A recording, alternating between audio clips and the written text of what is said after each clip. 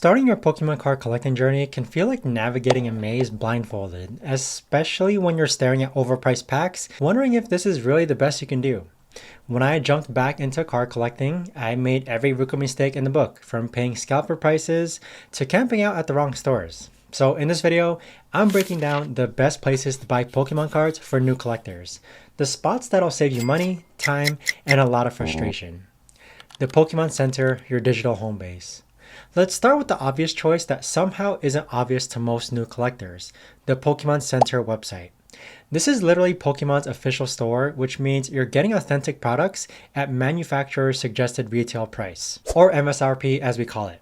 Here's what makes the Pokemon Center special. They occasionally drop older sets that have been sitting in warehouses, sometimes at prices that'll make your wallet do a happy dance. And I've seen sets from like as far as the XY era suddenly reappear on the Pokemon Center for retail. It's like finding a $20 bill in your old jeans, except it happens online. Now, the catch is that these restocks happen faster than you can say special illustration rare. And 1 minute the product is there, the next minute it's gone, leaving you wondering if you imagined the whole thing.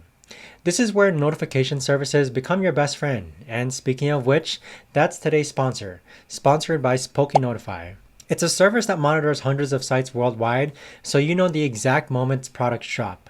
No more refreshing pages like you're trying to summon a shiny Pokemon. You can try it free for 3 days, and if you decide to stick with it, use the code PalettePicks25 to get 25% off your first month. Link is down below in the description. But while the Pokemon Center is great for online shopping, sometimes you want that immediate gratification of walking out with cards in your hand. That's where our next place comes in.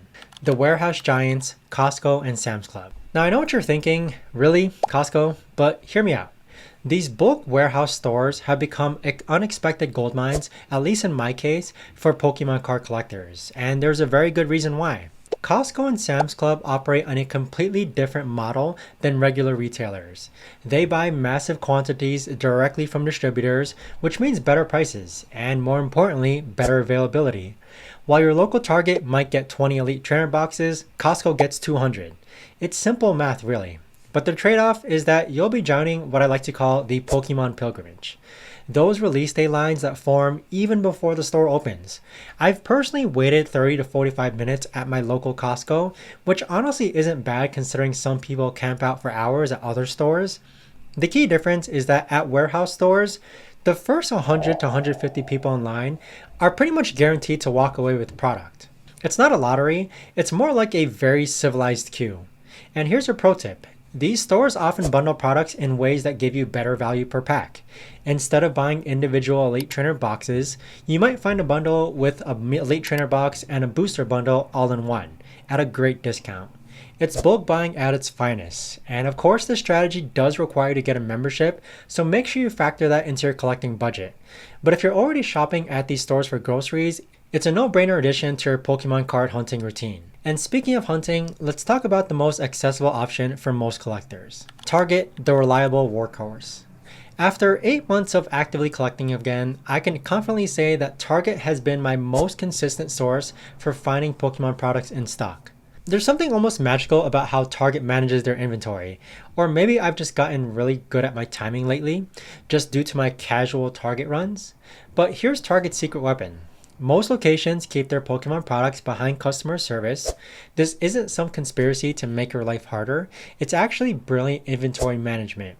By controlling access to the products, they prevent the kind of chaos that you see at other retailers where people are literally fighting over packs. This system means that when Target gets a shipment, the products actually stay available for more than just 5 minutes. Revolutionary concept, right? You walk up to customer service, ask what Pokemon products they have available, and they'll show you what's in stock. No digging through empty shelves, no wondering if that one pack hiding behind the Yu-Gi-Oh is actually worth buying. The downside though is that you actually have to talk to a human being. I know for some people it might be terrifying, but trust me, the customer service folks at Target have seen it all, and they're usually pretty cool about helping collectors find what they're looking for. But what if you want to go even more off the beaten path? That's where our next place gets interesting. The hidden gems, Dollar Tree and Dollar General. Okay, so this one sounds like I'm trolling you, but stick with me. Dollar Tree and Dollar General have become legitimate hunting grounds for serious collectors, and the reason will blow your mind. Sometimes, and I mean sometimes, like finding a shiny Pokemon, sometimes, these stores receive overstock or misrouted shipments that include sealed booster boxes. Not individual packs, not damaged goods, but actual sealed booster boxes that somehow ended up on the shelf. I'm part of a local Discord community where people regularly post photos of their Dollar Tree finds, and it's honestly wild. We're talking about cases of booster boxes just sitting there, waiting for someone to discover them. I've personally only struck gold once with finding an open Destined Rivals booster box, and I was able to buy 5 packs out of that box and left the rest for other collectors, because that's the unwritten rule of dollar store finds. The key word here is sometimes. You can't rely on Dollar Tree as your primary source, but they make excellent stops during your regular errands. Think of it as like a lottery ticket that costs you nothing but a quick detour. And of course, the actual price of the item. The worst thing that happens to you is that you walk out empty, and the best thing that happens to you is that you become an owner of a sealed booster box. Plus, these stores sometimes carry older single packs at regular retail price, which can be great for completing sets or just scratching that pack opening itch without breaking the bank. Now, while dollar stores are hit or miss, there's one place you can almost guarantee finding something interesting. Card shows, the collector's paradise. After attending 4 card shows so far, I have to say that they've become my absolute favorite place to buy cards. Card shows are like farmers markets, but instead of buying organic vegetables, you're browsing tables full of cardboard treasures. And here's what makes card shows special. You can actually negotiate, so try haggling at Target and see how far that gets you. But at card shows, everything is potentially negotiable, especially if you're buying multiple items or building a relationship with the vendor. You can also physically inspect cards before buying them, which is huge when you're dealing with higher value items. No more wondering if that near mint card from eBay is actually lightly played. You can see exactly what you're getting, and if you know what to look for, you can spot great deals that others might miss. Card shows also expand your knowledge in ways that online shopping simply can't. You'll see cards and sets you never knew existed, learn about different eras of the game, and discover new cards that you may want in the future. It's like a crash course in the Pokemon TCG history, taught by people who lived through it. Now, the social aspect is incredible too. You'll meet other collectors, share stories, and maybe even make some trading connections. I've met people at card shows who become my regular trading partners, and some have even given me tips about restocks or good deals around town. The only downside is that card shows don't happen every day, and they're not available in every area. But if you have access to them, they should definitely be part of your collecting strategy. Now that we've covered the main venues, let's talk about how to put it all together into one cohesive strategy. Now, I think the best collectors don't rely on just one source. They diversify their approach like they're building an investment portfolio. Start with the Pokemon Center for baseline pricing and new releases with alerts from PokeNotify. Use these notification servers to stay on top of restocks because timing is everything when you're trying to get product online. Think of this as your foundation: reliable, official, and fairly priced. Add Target to your regularly weekly routine.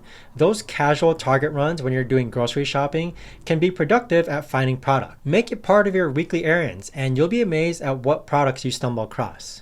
Use warehouse stores for bulk purchases and major releases if you're planning to buy multiple products anyway or have the extra time to wait in line.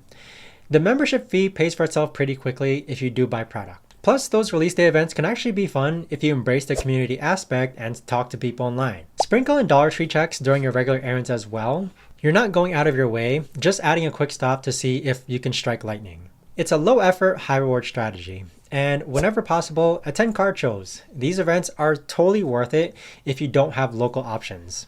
The combination of selection, pricing, and knowledge you gain from other collectors and vendors makes this really invaluable for serious collectors.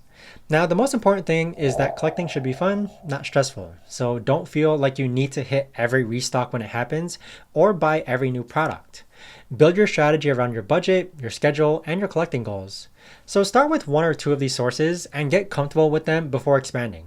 Learn the patterns. When does your target typically restock? What days do card shows happen in your area? When does the Pokemon Center usually drop new product? And remember, the best deal isn't always the cheapest price. It's the one that fits your needs and makes you happy. Sometimes paying a little extra for convenience or supporting a local business is sometimes worth it. The Pokemon TCG community is pretty welcoming to new collectors, so don't be afraid to ask questions or seek advice anytime you come across collectors. We've all been where you are, wondering if we're doing the right thing and hoping we're not missing out on some secret collector knowledge. Whether you're just starting or getting back into the hobby, knowing where to shop can really make a big difference between a frustrating experience in this hobby or an enjoyable one.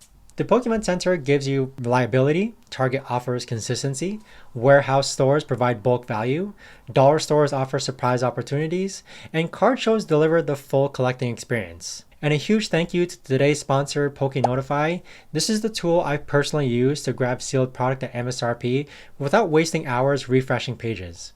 You can try it free for 3 days, and if you decide to stick with it, use the code PalettePicks25 for 25% off your first month. Link is down below in the description. So happy collecting, everyone, and if you want to watch this video next, please feel free to do so.